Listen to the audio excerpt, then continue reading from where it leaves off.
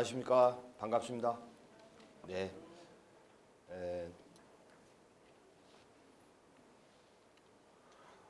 오늘 강의 내용은 소규모 건축의 수익성. 그러니까 소규모 건축은 보통 쉽게 표현하면 빌라 다세대까지 다가구 주택이나 빌라나 다세대 주택을 의미합니다. 수익성과 위험성, 그 예방책에 대해서 짧게 설명을 드리도록 하겠습니다. 쉬는 시간은 없고 화장실 가고 싶으시면 중간중간 왔다 갔다 하셔도 됩니다.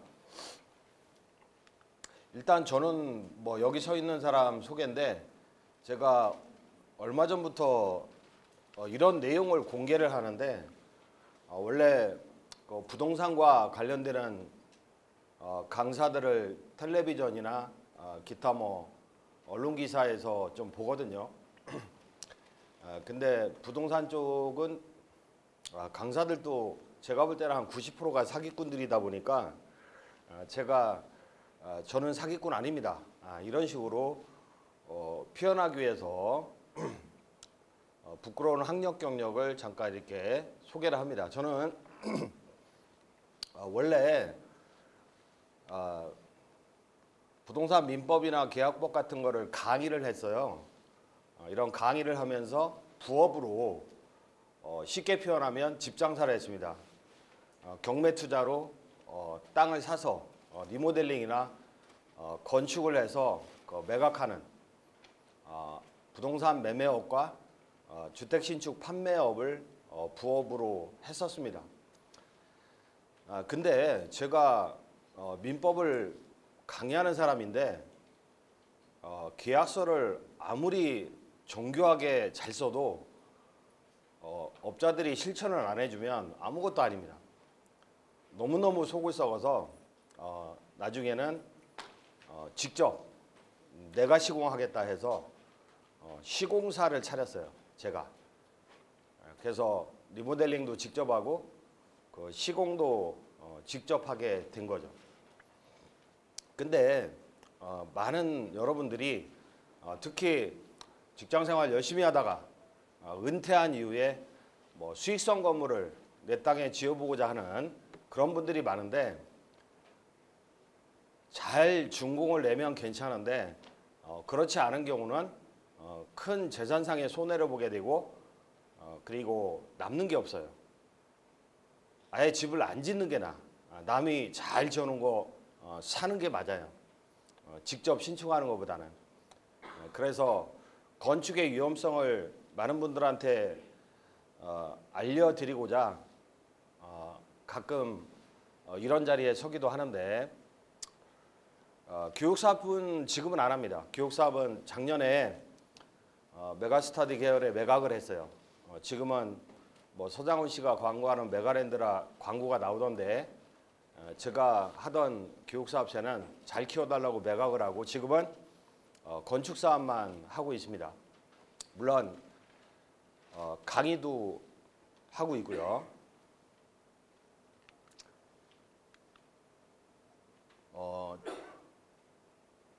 요거는 저와 저희 임원들이 쓴 책인데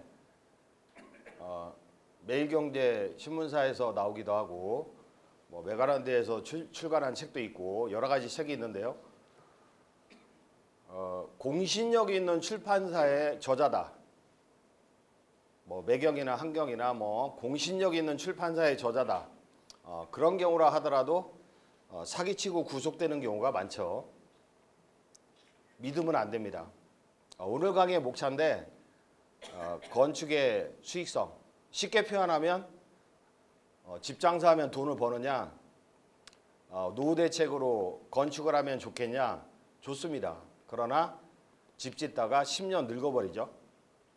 왜 집 짓다가 10년 늙는 거냐, 그 원인을 볼 것이고, 그 다음에 10년 늙는 모습, 이것도 짤막하게 볼 것이고, 그러면 집 짓다가 10년 늙지 않으려면 어떻게 해야 되느냐, 가장 중요한 그 예방책이죠.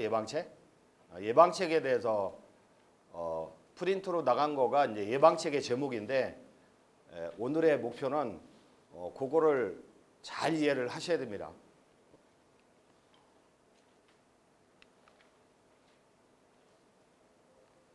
이게 낡은 주택이죠. 낡은 주택. 아주 썩은 주택입니다.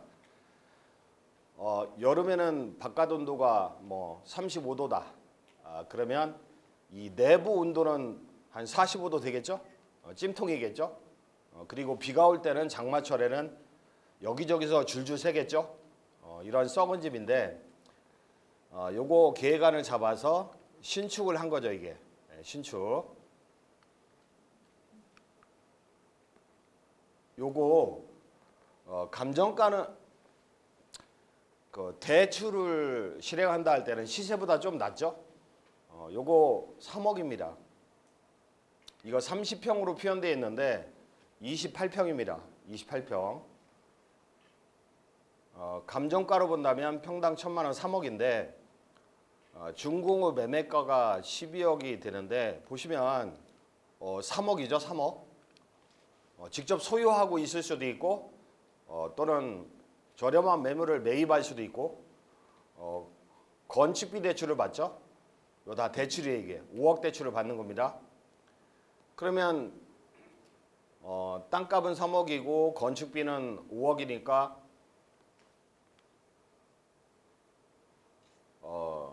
총 사업비가 8억이겠죠. 총 사업비가 8억.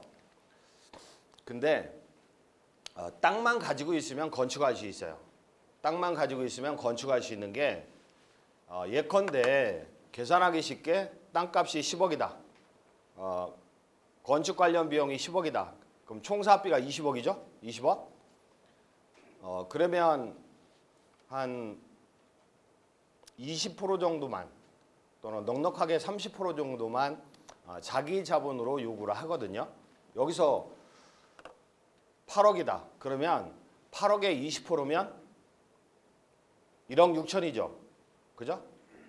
8억에 20%는 1억 6천이잖아요. 그죠? 1억 6천만 있으면 건축할 수 있다. 그 얘기는 3억 빼기 1억 6천. 땅값이 3억이라고 했잖아요. 그죠? 근데 한 2억 정도 잡혀 있어. 또는 1억 4천이 잡혀 있어요. 3억짜리 땅에 1억 4천이 저당권으로 잡혀 있어요. 그러면 나머지 가치가 얼마죠? 1억 6천? 그 정도면 건축을 할 수 있다고요. 총 사업비에 자기 재산의 가치가 20%나 30%만 갖고 있으면 나머지는 소규모 PF 대출이 가능해요. 다시 말씀드리면 다른 사례로 땅값이 10억 원, 건축비가 10억 원, 총 사업비가 20억이죠? 그죠? 그러면 20억에 30%면 6억이잖아요. 그죠? 6억. 근데 땅에 4억의 저당권이 있어요. 10억짜리 땅에 4억의 저당권이 있어요. 그럼 6억짜리 땅밖에 안 되잖아요. 그죠? 그 상태에서는 건축비 PF가 가능하다고요. 그 상태에서는. 계산을 저도 모르지만 여러분들도 잘 모르시는 것 같은데 그러면 건축비 대출을 받아요. 받아서 준공을 내게 되면 수익이 어떻게 되냐면 뭐 대출 이자도 좀 내고 뭐 임대료를 받게 되면 연간 5,700 요 정도의 수익을 볼 수 있죠. 그리고 매도 가격이 한 12억 정도 되는데 그 수익률을 따져서 매도하거든요. 그러면 2배 이상의 수익을 보게 되는 거잖아요.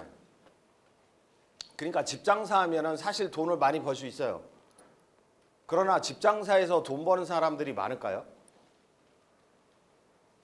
주변에 보니까 집 장사에서 돈을 많이 벌더라. 그러면서 맛있는 것도 많이 사주고 베풀면서 살더라. 근데 그분이 계속 집 장사를 하잖아요. 10년 안에 망하죠.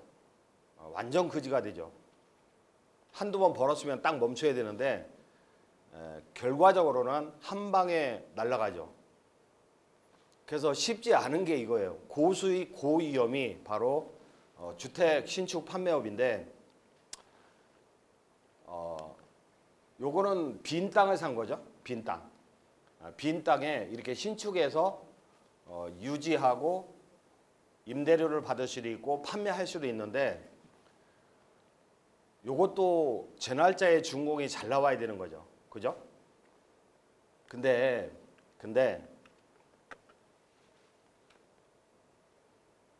제 날짜에 준공이 안 나오면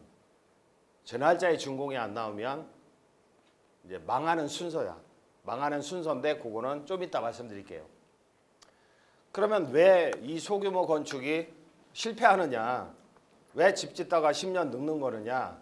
그 원인에 대해서 잠깐 말씀을 드리면 일단은 소규모 건축을 시공해주는 건설사가 영세하죠. 아니 잘 나가는 건설사가 내 집을 지어주겠습니까? 현대건설이 뭐 삼성물산, 삼성레미안이 내 집을 지어주냐고. 그건 아니잖아요. 튼튼한 회사가 빌라나 다가구를 지어주지 않아요. 빌라나 다가구를 지어주는 시공사는 영세한 업체겠죠. 근데 아무리 영세하다 하더라도 종합건설 면허가 있으면 괜찮은데 종합건설 면허를 빌려왔다든지 또는 명함만 종합건설인 경우가 많죠. 건설사 회장님이라고 명함을 파가지고 다니는데 실체가 없는 그런 명함만 종합건설인 경우가 많고 일반 업자들이 많아요. 그런 사람들이 현장의 90% 이상은 나홀로 아파트까지 현장의 90% 이상은 제가 느낄 때 자격이 없는 시공사, 면허를 빌려온 시공사라고요. 그러한 영세한 시공사와 경험이 없는 건축주가 도급계약을 체결하니 일방적으로 끌려다닐 수밖에 없고 추가 공사비를 분명히 요구를 당합니다. 그러면 아까와 같은 2배 남는 그런 장사를 할 수가 없어요. 아까 제가 사례로 보여드린 사례는 2배 남는 장사입니다. 3억을 투자하면 3억을 벌어요. 10억을 투자하면 10억을 벌어요. 사람들은 와, 환상적인 수익률이네. 나도 해봐야지. 그렇게 생각을 하시는데 쉽지가 않습니다. 망한다는 거죠. 그래서 경험이 없는 건축주 그리고 영세 건축업자와 도급계약을 체결하는 게 문제예요. 명함만 종합건설, 공제공탁금 종합건설이라 하더라도 부실한 종합건설, 공제공탁금이 압류 조치된 업체, 면대 전문 부실업체와 도급계약을 체결하는 경우가 90%가 넘는다. 그 다음에 설계 문제인데 여러분들은 가설계라는 걸 떠보시잖아요. 가설계 공짜로 해주세요 그러죠. 그러면 그 가설계는요 정확한 설계가 아니라고요. 제가 가설계 믿고 땅을 샀다가 수억을 현장에서 손해본 경우가 많아서 예컨대 이거 5층까지 지을 수 있는 땅입니다. 가설계 나왔어. 근데 나중에 알고 보니까 본설계를 들어가 보니까 한 층이 날라갔어요. 4층밖에 안 돼. 그러면 헛장사하는 거예요. 괜히 그 땅을 비싸게 주고 산 거죠. 가설계는 보통 지인을 통해서 무료로 떠보잖아요. 정확하지 않는 경우가 많아요. 그래서 비용을 지출하셔야 돼요. 비용을. 아니 10억 사업, 20억 사업, 30억 사업 하는 거 아니겠습니까? 근데 가설계 뜨는 비용 50만 원 절약하면 되겠습니까? 사례로 봉투에 50만 원만 넣어줘도 정말로 열심히 해줘요. 그냥 직원 안 시키고 여기도 건축사분 계시겠지만 본인이 직접 챙겨서 평면도도 열심히 구상을 해보고 동선도 생각해보고 찾을 수 있는 용적률도 다 계산해보고 정확히 떠주는 경우가 있죠. 그러나 공짜로 대충 떴다? 그거 믿고 토지 매입을 결정한다든지 그러면 큰 낭패를 보는 거죠. 근데요, A라는 업체로부터 뭐 50만 원 지불하면서 건축계획안, 가설계를 받았다. 그것도 못 믿어요. 그것도. 평면이 이상해. 동선이 이상해. 그래서 B라는 업체, C라는 업체로부터 역시 건축계획안을 받아봐야 돼. 그러면 총 150만 원 들어가는 거죠. 그게 아까워요? 아니 20억짜리, 10억짜리 전재산을 걸어서 사업하시는 분들이 그거 아깝다고 하면 안 돼요. 그러나 대부분 뭐죠? 설계비 얼마 들었어요? 그러면 평당 8만 원. 설계비 얼마 들었어요? 하면 평당 7만 원, 10만 원. 이런 것들은 그냥 허가도면. 이 허가도면으로 견적 산출이 가능해요? 불가능합니다. 그러니까 허가를 받기 위한 허가방 도면이 있잖아요. 그거 가지고 견적을 돌리시는 분들이 있는데 그거 가지고는 견적 산출이 불가능하다는 거죠. 아니 싱크대만 해도 뭐 300만 원짜리부터 3천만 원까지 다양하고 또 뭐 샤시도 다양하고 철근이 몇 톤이 들어가는지 레미콘이 몇 톤이 들어가는지 물량도 안 뽑아본 상태에서 견적을 낸다는 건 불가능해요. 그래서 가설계를 돌려가면서 견적받는 거 있잖아요. 그 상대방은 예비 사기꾼들이에요. 그냥 대충 싸게 치고 나중에 공사를 세워놓은 상태에서 추가 공사비를 요구할 요량으로 견적을 내주는 거죠. 여기도 건설업에 종사하시는 분들이 많이 오셨겠지만 사실 실무가 그런 거 아니겠습니까? 많이 당해봤습니다.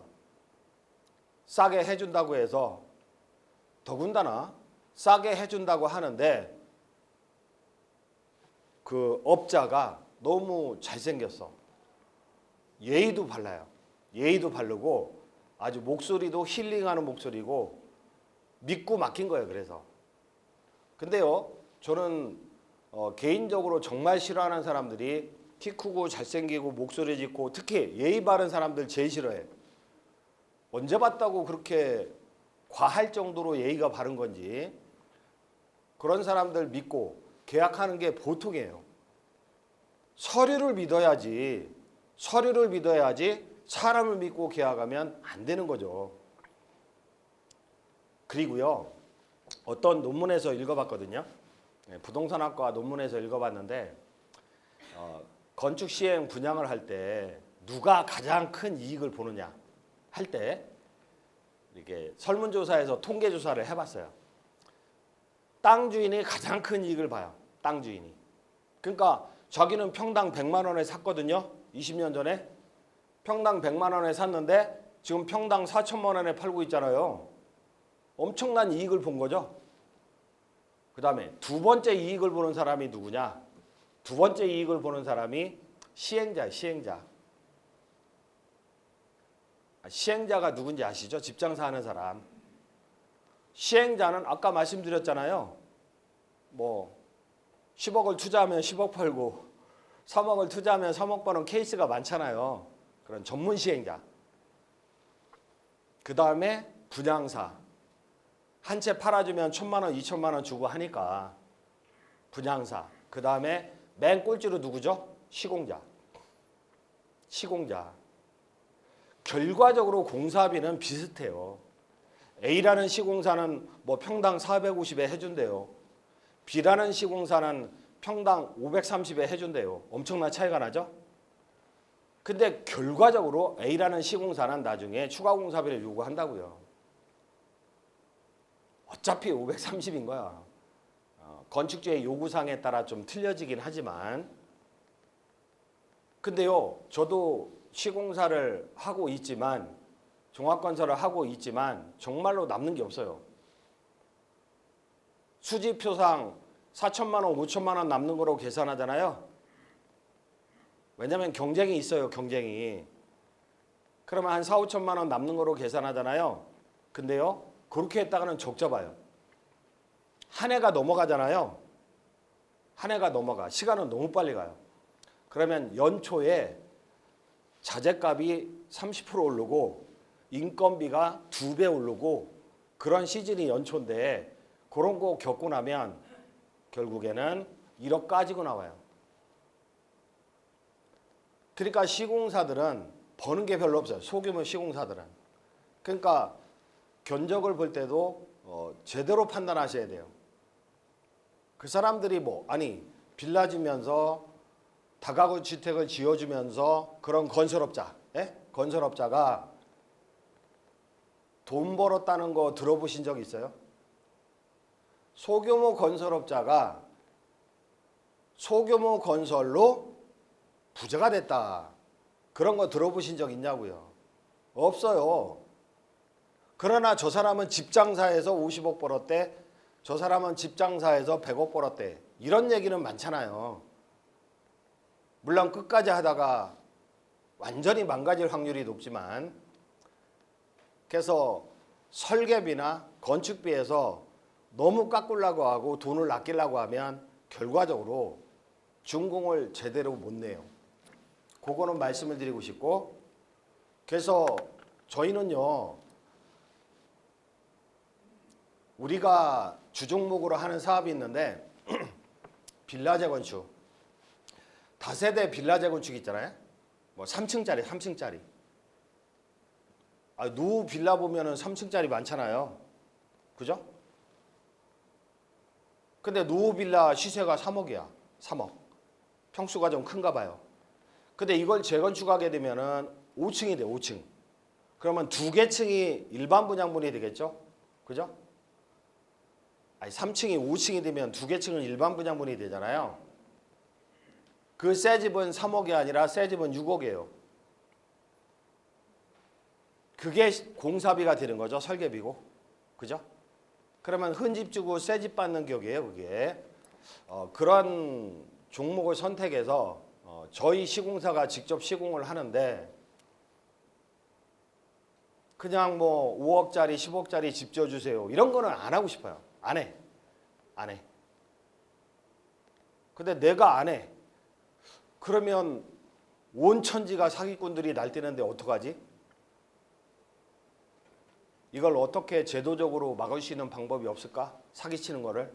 그거를 고민을 했었는데 국가에서 그러한 제도적 정치를 마련을 해줄까요? 소규모 건축을 할 때는 위험하니까 국가에서 막 코치를 해줄까요?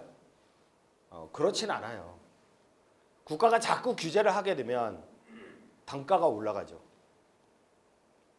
야, 이행부증서 10%가 아니고 100% 끊어. 100% 끊어.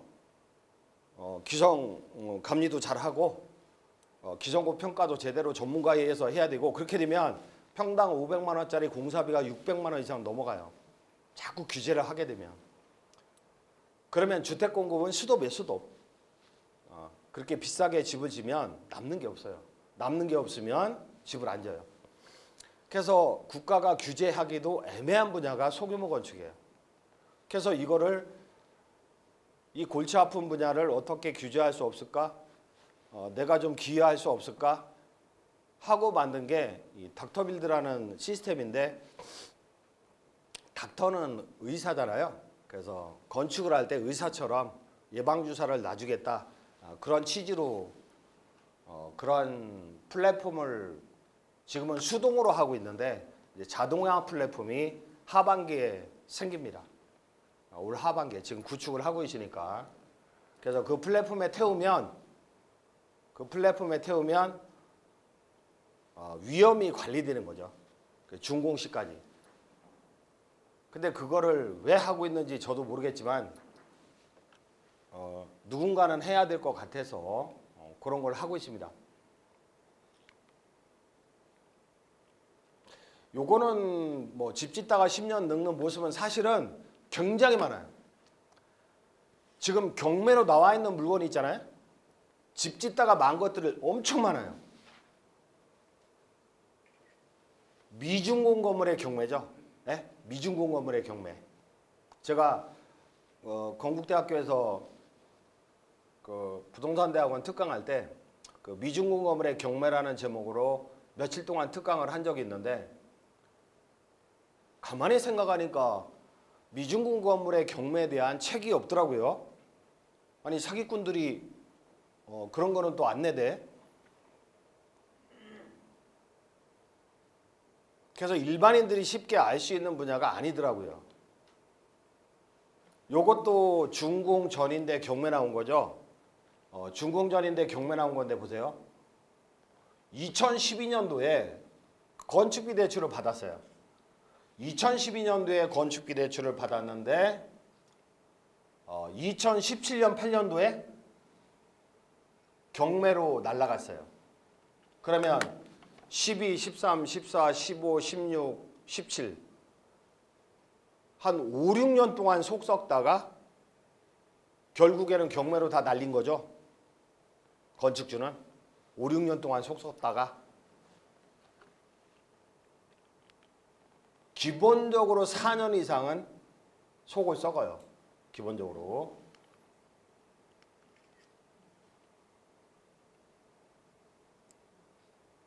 요것도 경매로 날라간 건데 요거 보면은 2016년도 이거는요 대의 등기라고 해서 미중공 건물에 등기를 친 거예요. 16년도에.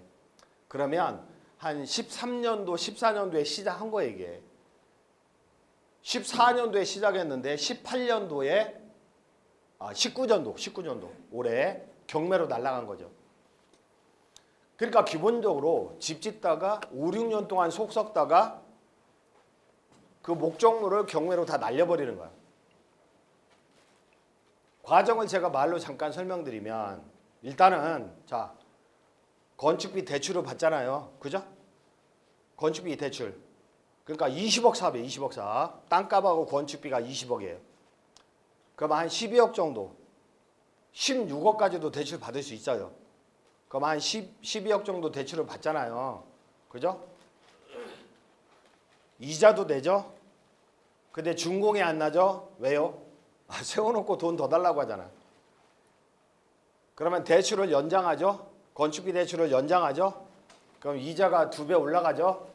원금도 일부 상환하라고 하죠? 추가 공사비를 요구하니까 결국에는 후순위 담보로 대출을 더 꺼내서 주죠? 더 꺼내서 줘.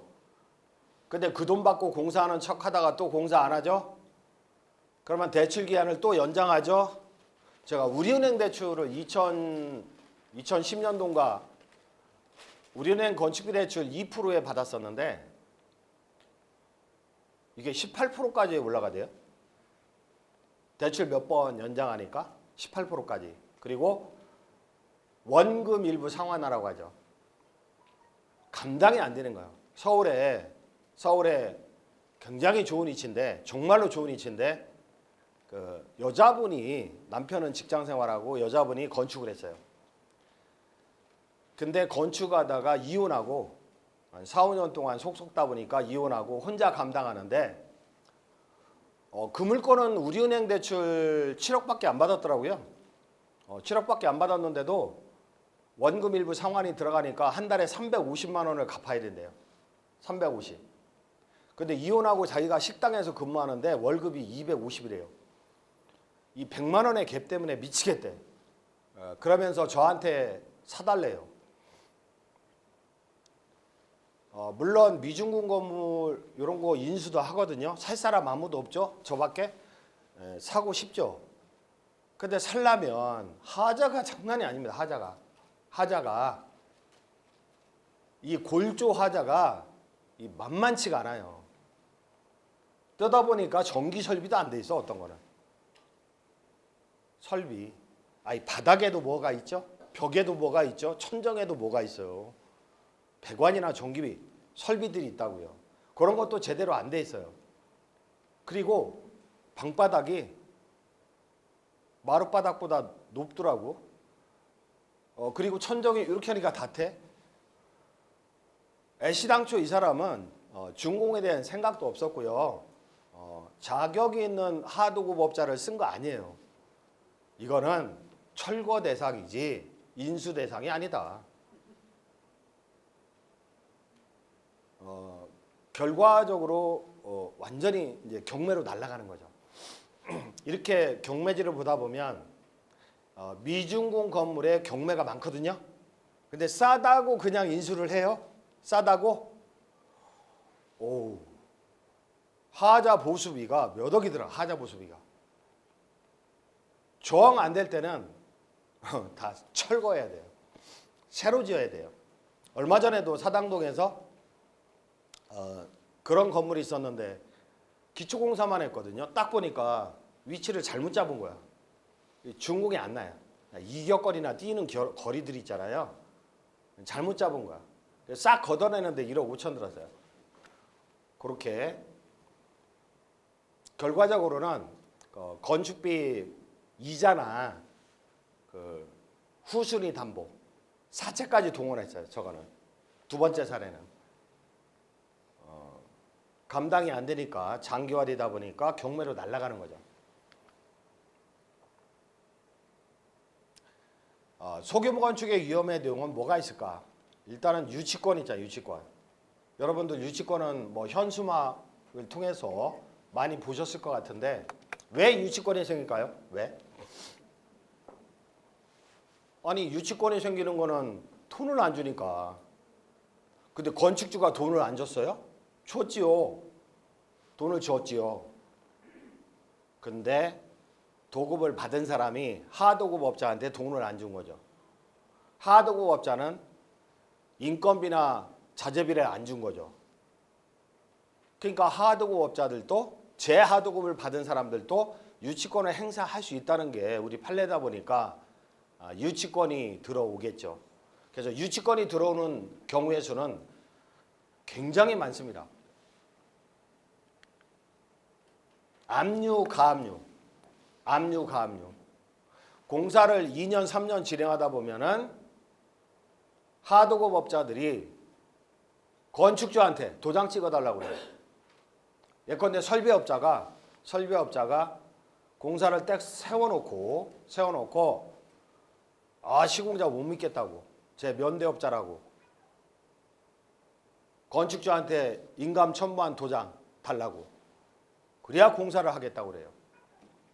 특히 설비업자들이 그런 걸 많이 하더라고요. 설비는 전기 설비를 겸하는 경우가 많은데 일단은 전기를 딱 끊어놔요. 전기 끊어놓으면 공사 못 하잖아요. 동력도 없고 깜깜해서. 그러면 건축주가 막 도장 찍어주고 그러잖아요. 그죠?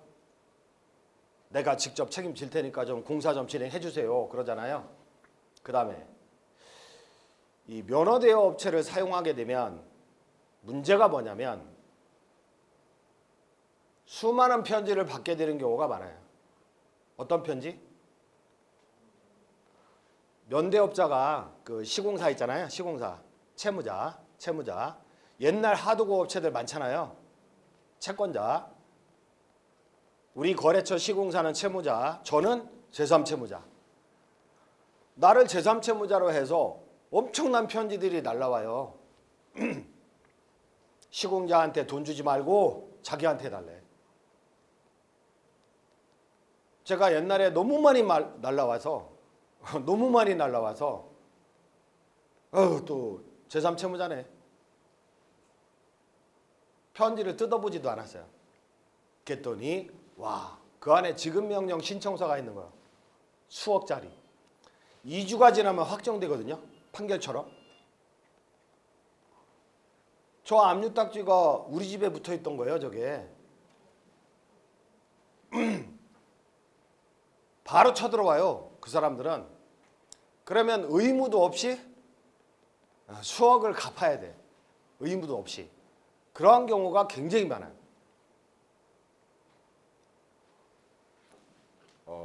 압류, 가압류 이런 경우가 많고요.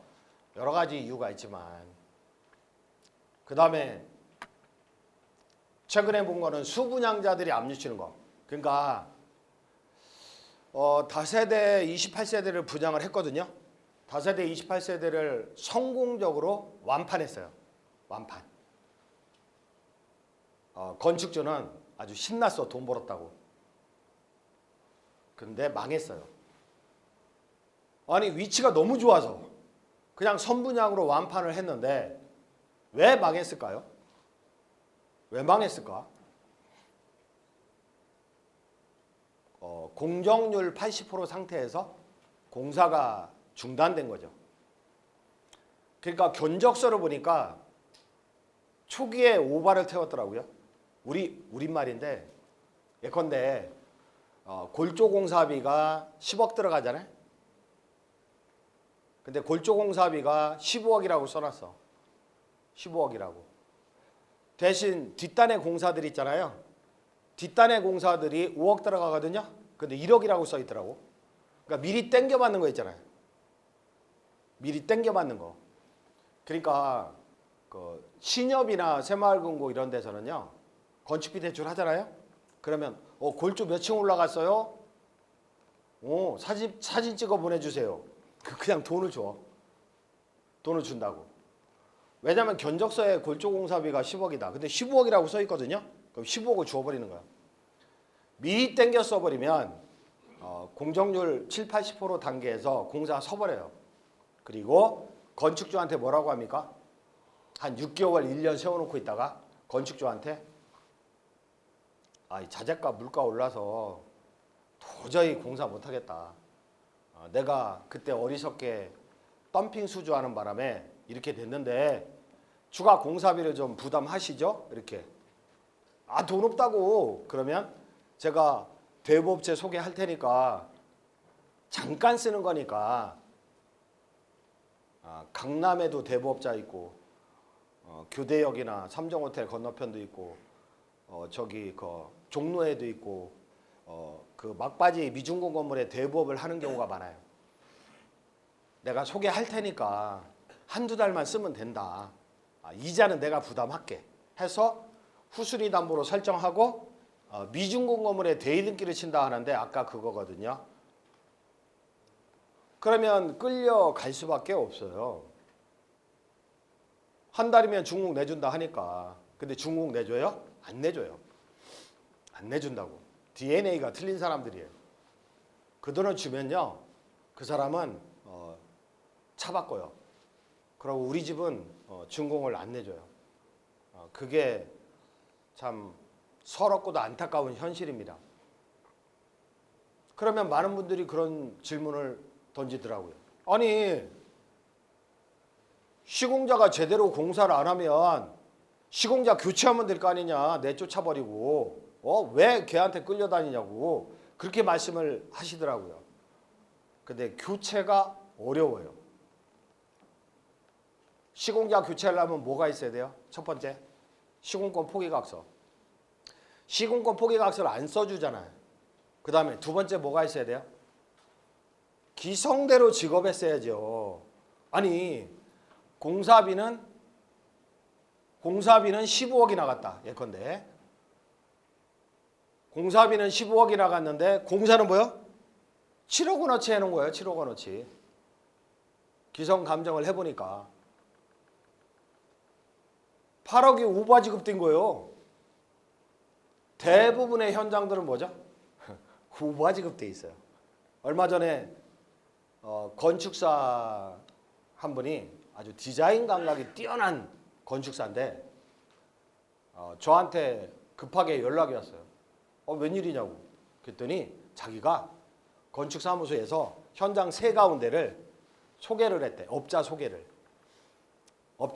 했는데 공정률은 10%인데 공사비가 90% 나갔대요.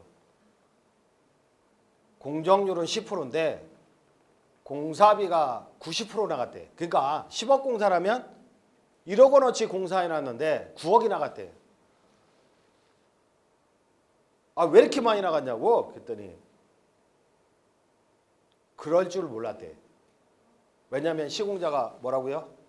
키 크고 예의 바르고 전혀 얼굴 잘생겨가지고 사기는 전혀 관련이 없는 그런 사람이고 정말로 성실한 사람이라고 믿었다는 거예요. 그래서 뭐 자재값이나 하드웨어 업체 인건비나 선불로 땡겨놔야, 선불로 좀 질러놔야 공사비를 떨어뜨릴 수 있다고 온갖 거짓말을 쳐가지고 미리 타간 거죠. 아니 약간 오바했다 하더라도, 예? 그러니까 예컨대 5억 원어치 공사했어요. 5억 원어치 공사했는데 6억이 나갔다. 그 상태에서 1억 더 나갔죠? 그 상태에서 시공자 교체 가능할 것 같아요? 못해요. 1억 달라고 하면 안 주거든. 더 달라고 하거든. 3억 달라고 해요. 나갈 테니까. 그러니까 시공자 교체가 안 된다는 거예요. 그러다 보니까 끝까지 끌고 가다가 결과적으로는 경매 처분 당하는 거죠. 그래서 저 같은 경우는 지금에 와서 사실 이런 오프라인 강의도 앞으로 안 할 거예요. 저도 이제 힘들어요. 이제 오늘 오면서 이런 오프라인 강의는 마지막일 것 같은데 뭐 이런 그런 결심을 했는데, 아니 그런 생각을 해봐요. 아니 나는 시공사도 있고 내가 땅을 보는 안목도 있고 그냥 설렁설렁 집 져가지고 기가 막히게 좋은 품질로 집 져서 팔고 연간 그냥 좀 벌고 그냥 편하게 살면 되지. 내가 왜 수많은 회사를 운영하면서 수많은 회사를 한 4개인가 5개 하는데 그걸 운영하면서 내가 왜 신경 써야 돼?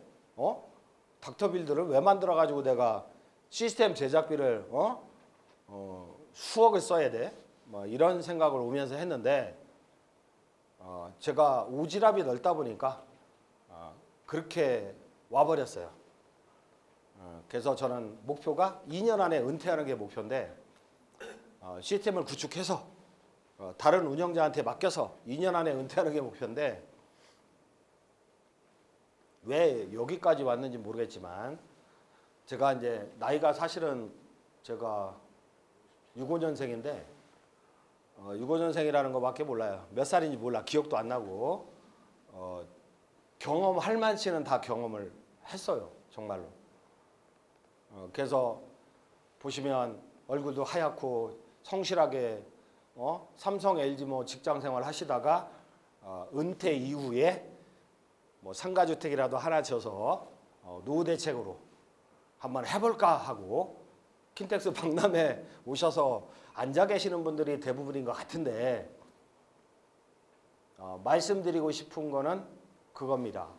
웬만하면 집 짓지 마라. 그 말씀을 드리고 싶고, 남이 잘 지어놓은 거 그냥 좀 더 주더라도 인수하고 사는 게 최고다. 그 속을 어떻게 썩으려고 그러시냐. 이것도 엄청난 큰 사업이죠. 그죠? 엄청난 큰 사업이잖아요. 삼성의 이건희 회장님도 뭐 저거 어떻게 됐고 LG도 그렇고 조금 착하고 사업한 분들은 일찍 죽어요. 저도 명이 한 20년 준 것 같아요. 저도 원래 120세 살아야 되는데 한 90밖에 못 살 것 같은 느낌이 드는데 너무너무 충격을 그동안 많이 받아와서 그래서 지금은 그 충격을 막으려면 요 시스템을 갖추면 되겠구나. 예컨대 아까 시공권 포기각서 안 준다고 했잖아요. 야 2억 내놔. 그럼 포기각서 줄게. 이런다고 했잖아요. 그죠? 겪어봤으니까 어떻게 해야 돼? 도급계약서 쓸 때부터 시공권 포기각서를 받아놔야 돼요. 인감을 첨부해서 받아놔야 돼요. 그리고 오바 지급하는 게 대부분이라고 했잖아요. 그러니까 규정을 정확히 평가해서 하자 유보금 5% 제외하고 나머지를 줘야 돼요. 그거 할 능력이 없으면 그냥 남이 지어놓은 걸 사시라고요. 이따 또 말씀을 드리겠지만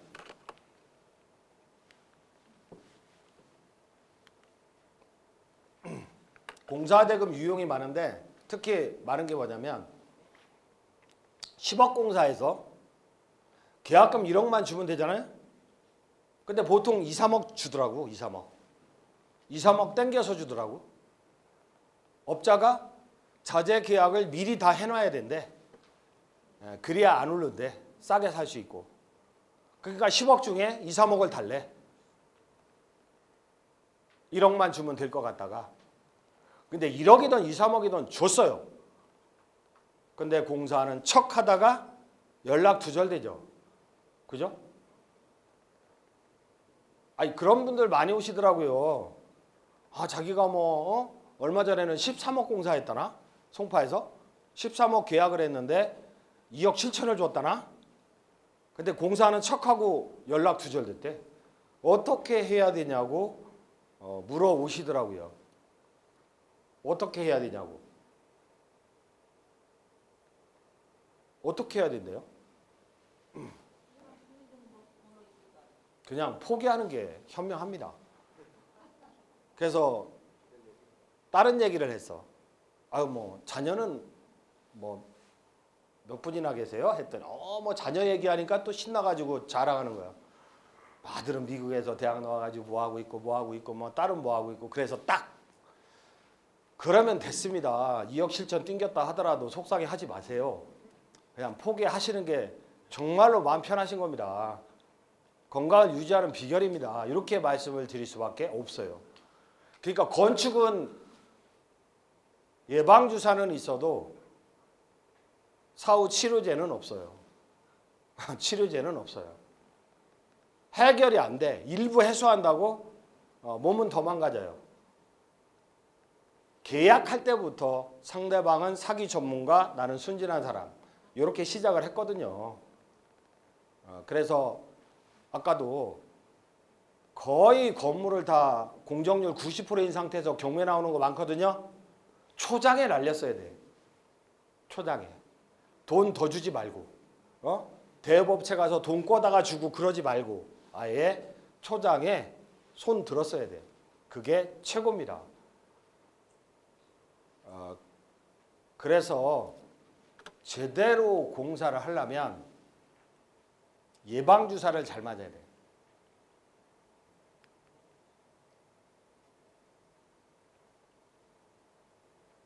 저거 옛날에 우리 집에요.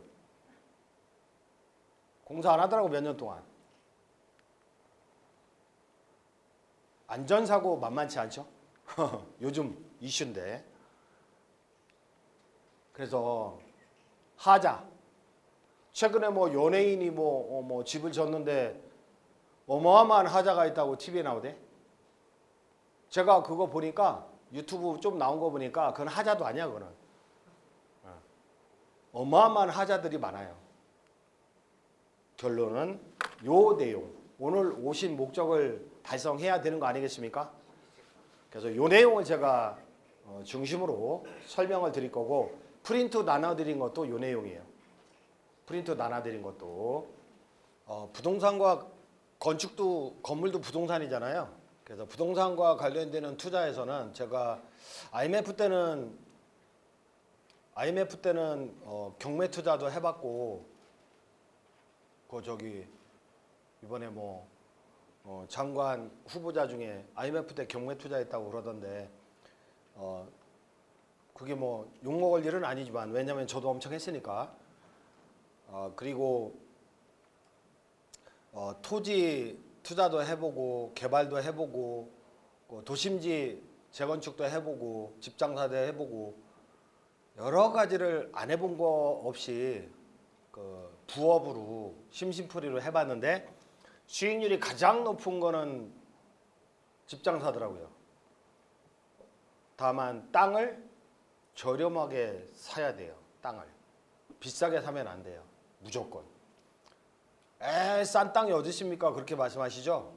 싼 땅 많습니다. 없던데요? 없지요. 그냥 부동산 몇 번 돌아보니까 없지요. 당연히 싼 땅 없죠. 근데 아파트 같은 경우는 가격이 정형화되어 있거든요. 근데요, 건축 부지는 단독주택 부지는 위치에 따라 땅값이 다 달라요. 도로가 어느 쪽에 붙어 있느냐, 도로 폭이 몇 미터냐 다 틀리고요. 정말로 자기 땅의 가치를 모르는 그런 분들이 많아요. 예컨대 평당 2천만 원, 평당 3천만 원 그 동네는 싹 그래요. 그죠? 근데 규모 검토를 해보면, 수지 검토를 해보면 이 땅은 2천만 원의 가치가 있지만 이 땅은 3천만 원의 가치가 있는 땅이에요. 바로 옆 땅인데도.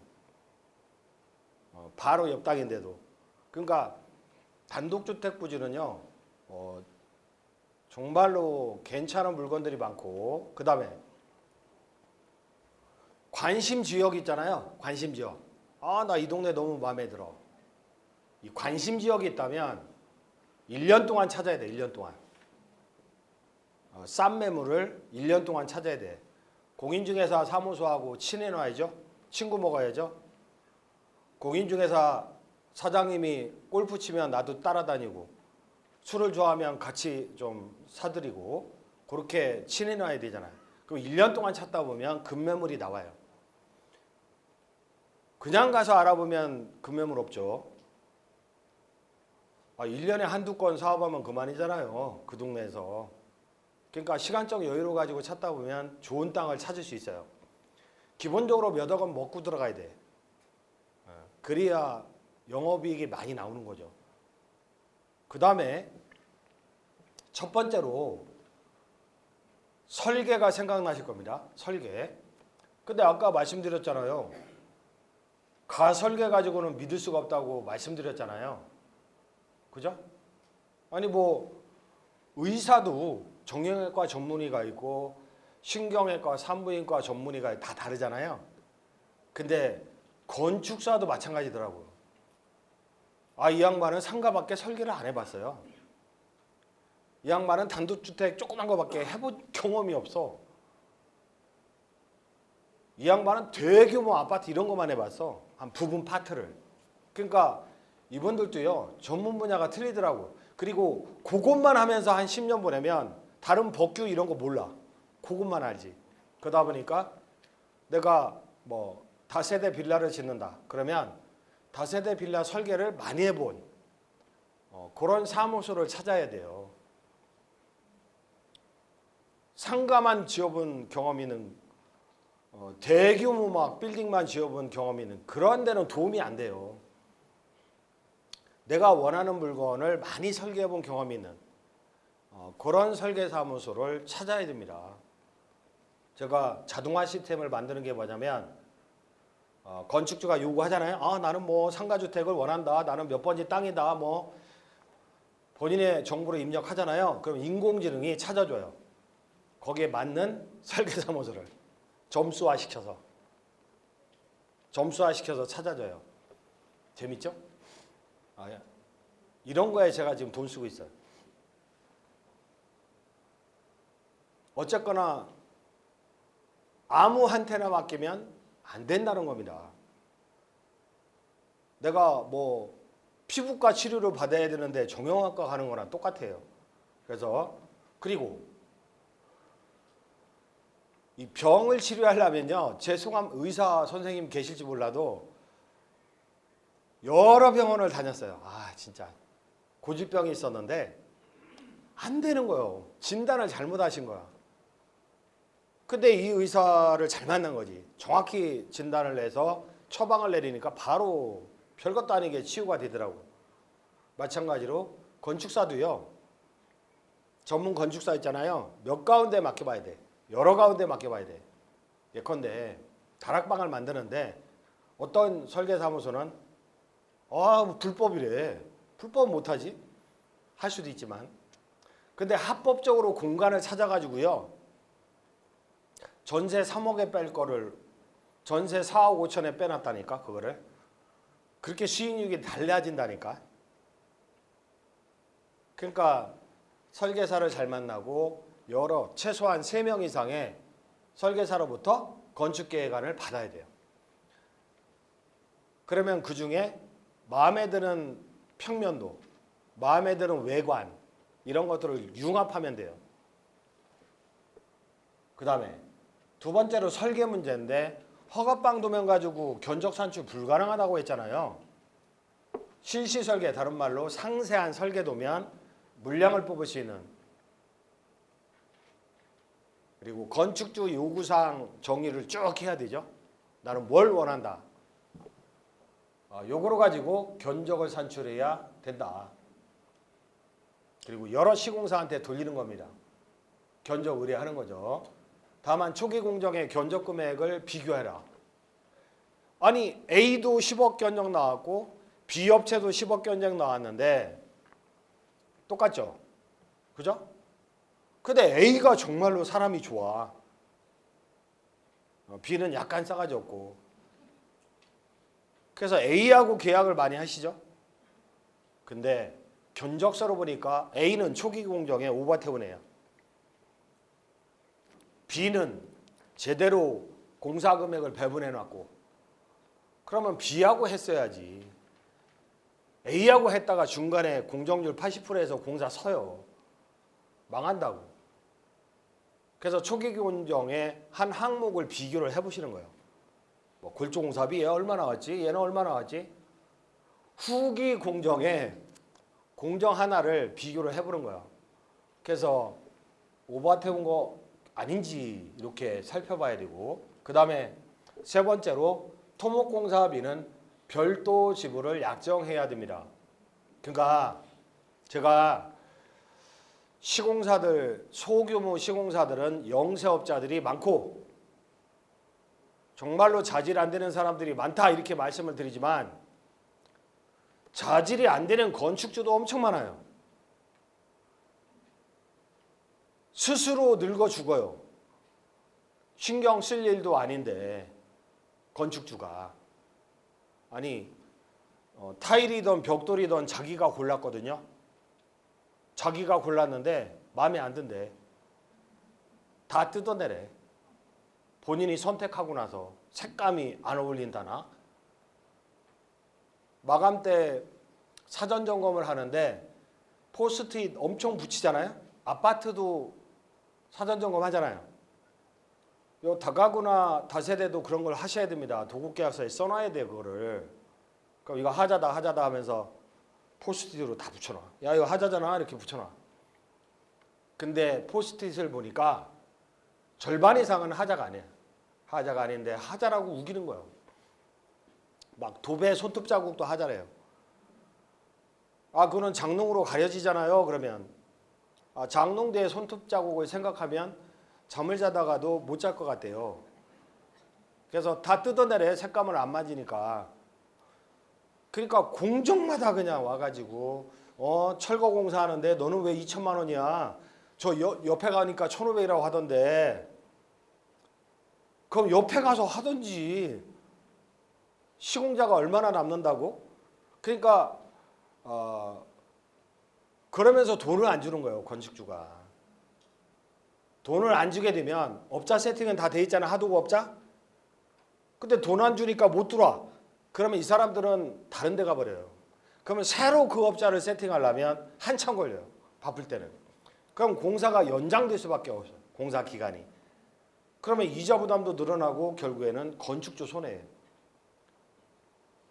얼마 전에 그 유명한 신문 기자인데 저한테 전화가 왔더라고요. 나 뭐 어디 기자래. 그러면서 저요 취재를 하고 싶대.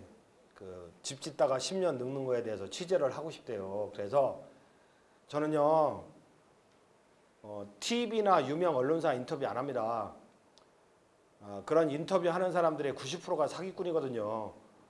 그 무리에 끼고 싶지 않습니다. 다만 골치 아픈 건 있으면 상담은 전화로 해드리겠다 하니까 사실은 자기 문제래. 자기 문제. 그 자기가 집을 지으려고 노후 대책의 일환으로 국장이야 국장. 땅을 샀대요. 그러고 도급계약을 10억에 했대요. 근데 토목공사비를 추가로 요구하더래, 이 양아치가. 그래서 도급계약을 해지하고 내쫓아버리고 너무너무 속닥다가 그 땅을 그냥 방치하고 있대요. 방치하고 있대. 쓰레기 더미로 방치하고 있대. 그래서 내가 속으로 아유 성질도 더럽네. 토목공사비 별도인 거 모르나? 그러니까 건축주가 사전 지식이 없었던 거죠. 아니 왜 토목공사비를 추가로 요구하냐고. 양아치 아니냐고 시공사가 이렇게 얘기하는데, 토목공사를 하다 보면은 지질조사를 하거든요. 샘 파듯이 막 파봐요. 근데 안반이 발견된 거야, 안반이. 그러면 공사비가 추가될 수밖에 없는 거예요. 그리고 반대로 한 500년 전에 하천이었나 봐, 거기가. 그래서 땅이 무른 거예요. 퇴적층이 발견이 된 거예요. 거기다가 집을 지으면 10년 뒤에는 한 10cm 깔아앉아 있어요, 집이. 당연히 기초공사비가 많이 들어갈 수밖에 없는 거죠. 그래서 기초공사비는 이런 공법에 의할 때 4천만 원 예정을 했는데, 이 공법이 바뀜에 따라서 토목설계 하거든요. 토목설계업자가 양심적으로 설계하잖아요, 공법에 대해서. 그렇게 되면은 견적을 받아도 3천만 원, 2천만 원 올라갑니다. 어쩔 수 없어요, 그거는. 어쩔 수 없다고. 수긍을 하셔야 된다고. 그래서 토목공사비는 별도로 지불하기로 약정해야 돼요. 그래서 지질조사 후에 복수의 토목업체 견적 의뢰 후 업체와 금액을 선택하는 거로 별도 약정을 해야 된다. 그 다음에 네 번째로 도급계약 시 이행보증서를 받으라고 했죠. 이행보증서. 그러니까 아까 계약금으로 2억 7천을 줬는데 공사는 척하다가 사라졌다. 어떻게 해야 되느냐, 그렇게 물어보는 경우가 많다는 거죠. 아니, 아파트를 매수했을 때는 계약금 10% 주잖아요. 왜? 매도인이 아파트 소유자니까, 자산이 있는 사람이니까. 근데 시공자는 뭘 믿고 계약금 10%, 20% 그냥 줘요. 그냥 주면 안 된다고. 계약 이행 보증서를 바꾸줘야죠. 계약 이행 보증서를 바꾸줘야죠. 근데요, 공인중개사 사무소에서 10억짜리 아파트 매매 계약한다. 그럼 1억짜리 끊어주죠. 보증서. 10억짜리 아파트 매매 계약하는데 1억짜리 끊어주죠. 중개사무소에서 10% 1억짜리. 마찬가지예요. 10억짜리 공사하잖아요. 10억짜리 공사하면 계약이행 보증서는 1억짜리밖에 안 끌어줘요. 그러면 1억짜리 보증서 받고 1억만 줘야 돼요. 그 보증서에 적혀있는 금액을 초과해서 주면 안 된다고요. 만약에 공사하는 척하다가 도망갔다. 그러면 보험금 청구를 해서 받을 수 있어요. 나중에 추가로 공사비가 나간다고요? 그러면 기성평가를 철저히 해서 그 미만으로 지불을 해야 된다. 건설공제조합의 보증서가 좋고, 서울보증법의 보증서는 예컨대 60평 미만의 건축물, 60평 미만의 건축물은 종합건설 시공 대상이 아닙니다. 일반업자가 시공할 수 있잖아요. 그러면 건설공제조합에 가입이 안 돼 있어. 그러면 서울보증법의 보증서로 대체할 수 있겠죠. 종합건설 같은 경우는 건설공제조합에 공제가입이 필수거든요. 근데 아까 총파의 건축주분이 막 2억 7천 지불했는데 공사는 척하고 도망갔다. 그래서 그럼 2억 7천짜리 보증서 받으셨어요? 하니까 받았대요. 아이고 다행이다. 해서 그 보증서를 읽어보니까 뭐라고 써 있어요? 이상한 이름이 써 있어.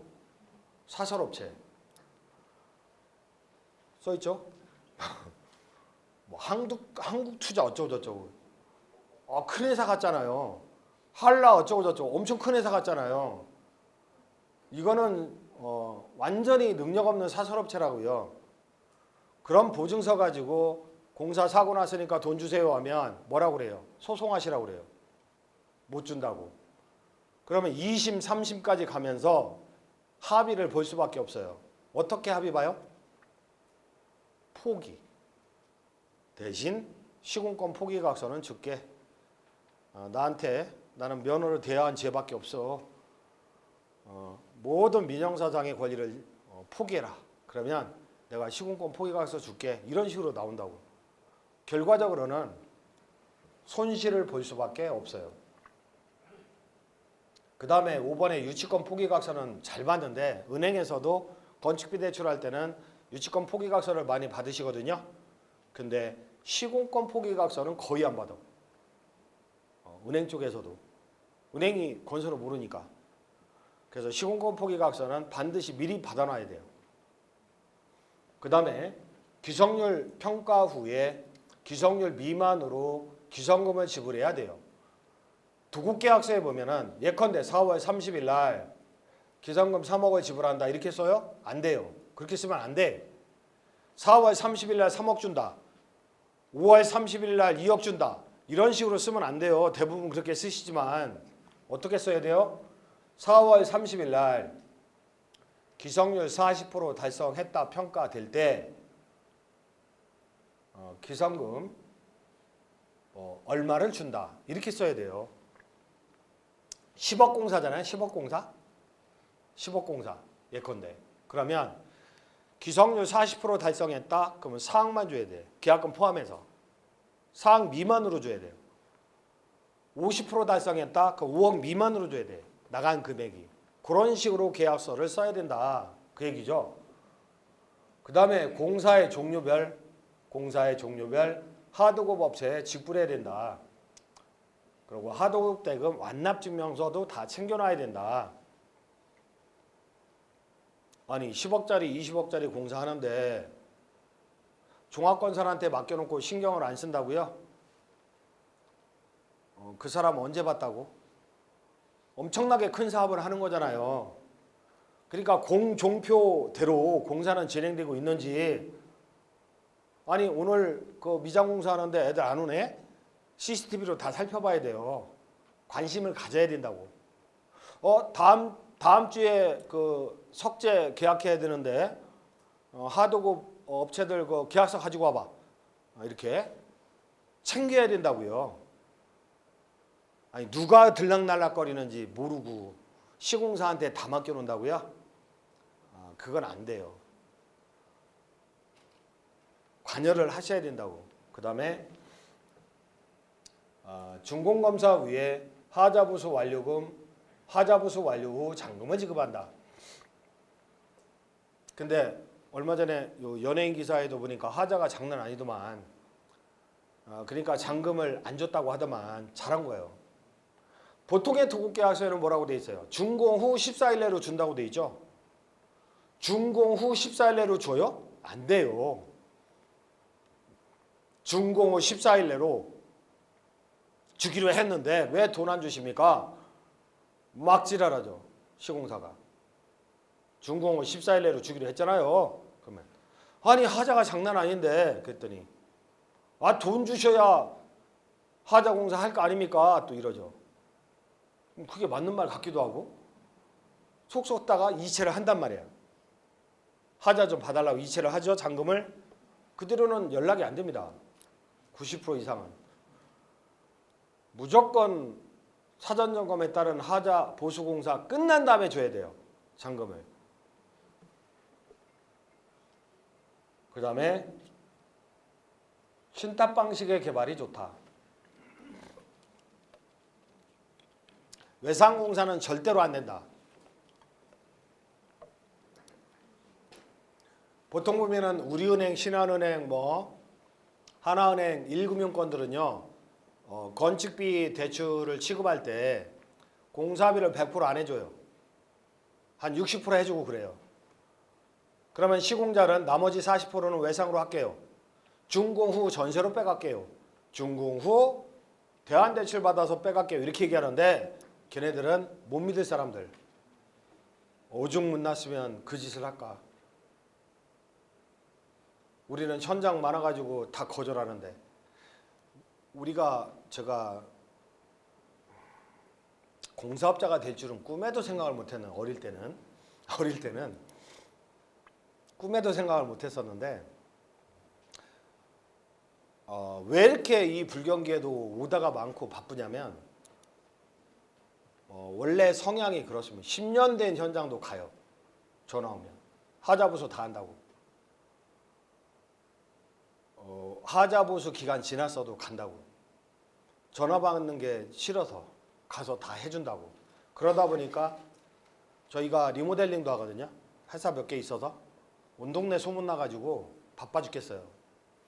그래서 예약 안 하면 상담도 못 해요. 그래서 지금에 와서 느끼는 거는 착하게 살아야 성공하나 보다. 그런 걸 좀 느끼는데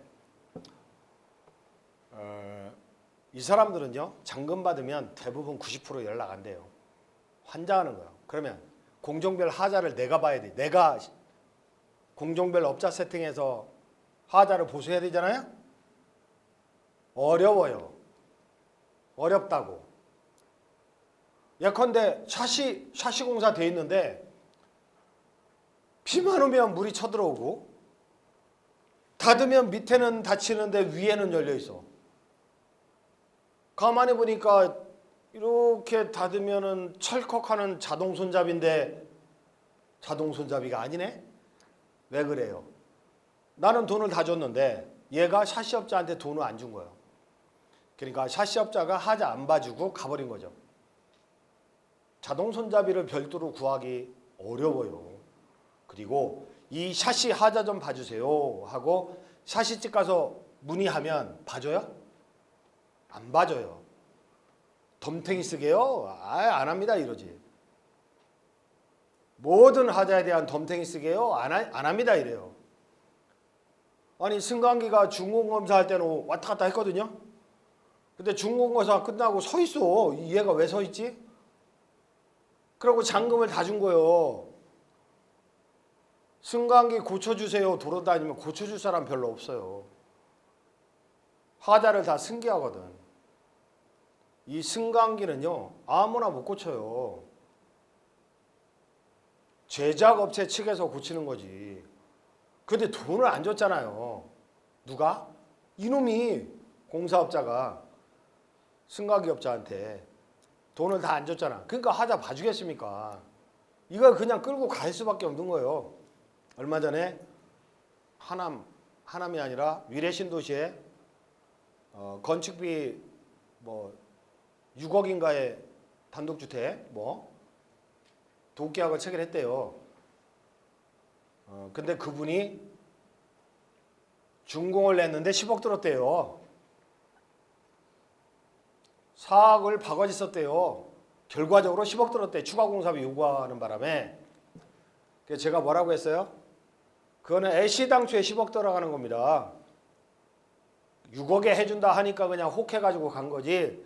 애시당초에 10억 들어가는 공사고, 그리고 준공이 났는데 왜 오셨어요? 그러니까 하자가 장난 아니래. 하자 좀 봐달래. 못 봐줘요. 그런 거는. 내가 한 거라면 10년 동안 봐주겠지만 남의 한 거 마무리 공사 못 해줘요. 어디서 하자가 터질지 모르는데 그 덤탱이를 내가 다 쓰라고? 따라서 공사 잘못하면 엄청나게 속을 썩을 수밖에 없는 거예요. 그래서 잔금을 꼭 유보해야 돼. 마음 약해져 가지고 입금하면 안 된다는 거죠.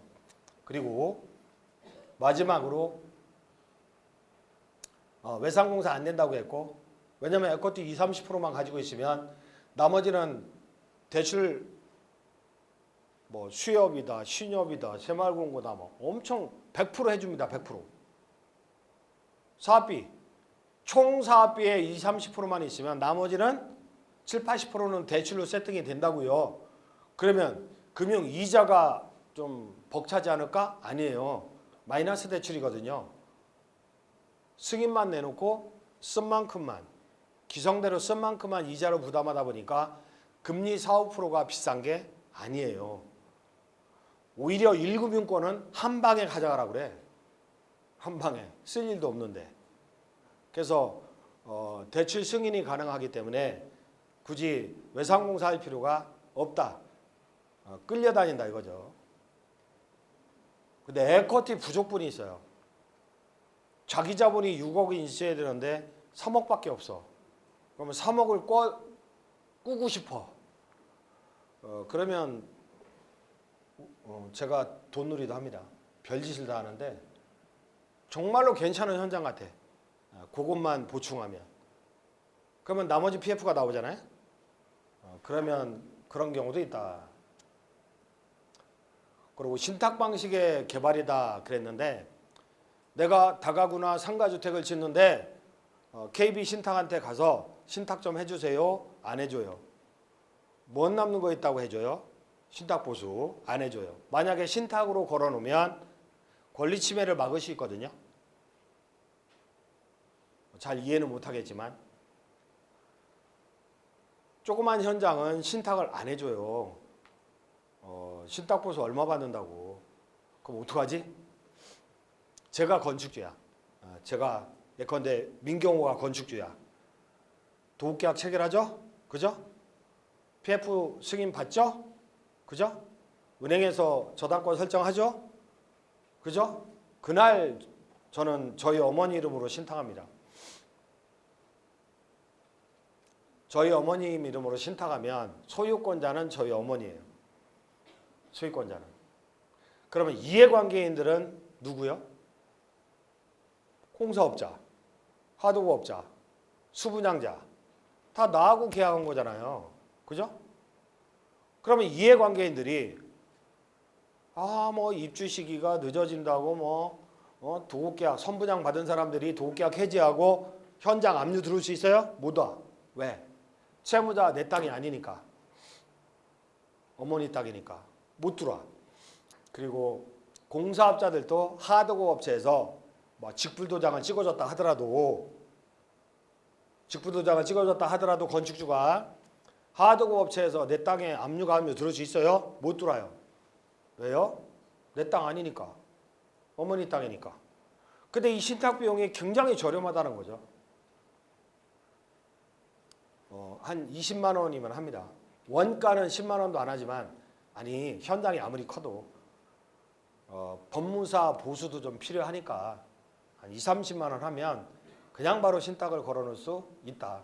얼마 전에 민사신탁 전문가 지인이 있었는데 아침에 저 세상으로 가버렸더라고요. 저보다 어린데. 그래서 민사신탁이라는 게 참 좋은 제도고 그 사람이 여기저기 현장 강의를 통해서 좋은 점을 전파하고 막 그랬거든요. 근데 아침에 가버렸더라고요. 스트레스를 많이 받으면 사람이 죽어요. 혈관이 꼬여요. 심장 혈관도 꼬이고. 그래서 마지막으로 집 장사하면 돈 많이 번다. 나도 좀 해보겠다. 이 예민한 성격에 그러다가 일찍 돌아가시지 마시고 웬만하면 남이 잘 지어놓은 거 그런 거 피 주고 사는 게 속 편한 일이다. 그런 말씀을 드리면서 오늘 여기까지 하도록 하겠습니다. 감사합니다. 이제 집 짓다 10년 늙지 말자. 건축 위험 관리 설계 건축 비교견적 플랫폼 닥터빌드.